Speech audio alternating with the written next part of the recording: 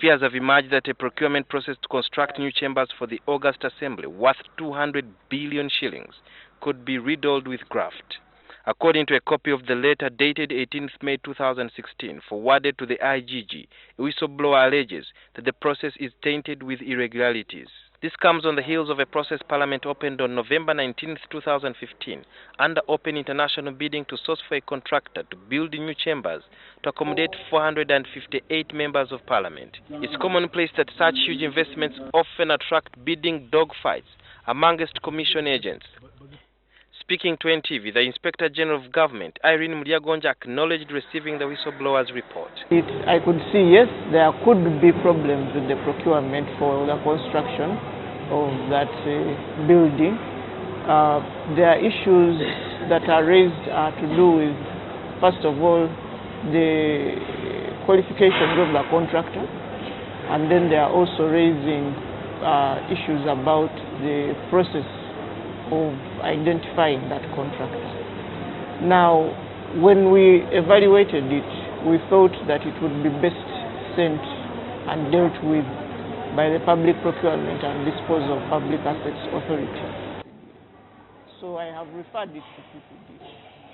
Although the Contracts Committee is yet to sit and scrutinize the report from the Evaluations Committee, it's alleged that some companies skipped the pre-qualification stage, a process where the competence of a firm comes under sharp scrutiny. It is best that PPDA decides, after evaluating it, whether they need to stop the procurement or not.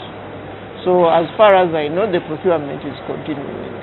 I don't know how bad PPDA will find it or whether it will clear it, but I know that it has not been stopped, and I trust PPDA to do a good job. According to Chris Obore, who is the Director of Communications and Public Affairs, he says though the complaint is valid, it's premature and could delay the procurement process. I also know Sudiri have reported a lot about contracts in this country. There is literally no contract in this country that gets successfully concluded on time because the interests at play are heavy. Some genuinely complain, others complain just because they have lost. And every complaint delays. And that delay means a service is not given. Because the work that was supposed to be done in a year or two ends up being done in 7 or 8 years.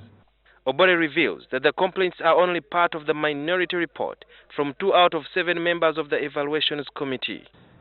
Those minority reports are attached with a full report, where 5 members agree. So let's give chance the Contracts Committee to look at the report, to look at the points advanced by the 5 who agree, and the points advanced by each of the 2 who disagree. That is what guides what the Contracts Committee will do. People have to be fair in these processes to see that everybody that qualifies to do the job is given a chance. Judge Mliagonja told NTV that she is not surprised that such allegations have risen, which will be investigated.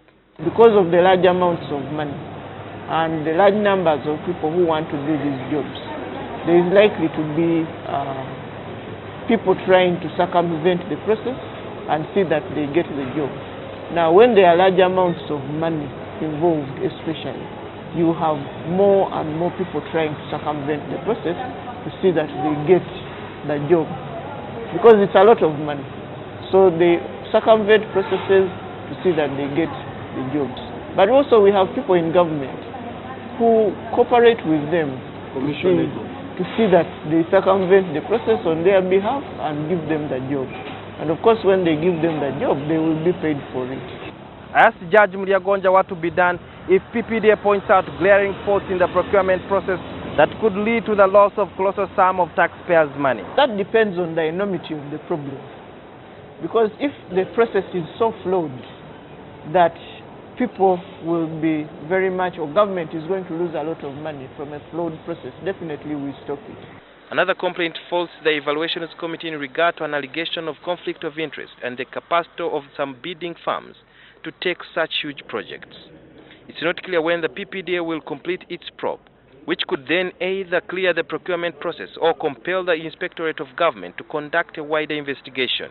Sudil Biarhanga, NTV.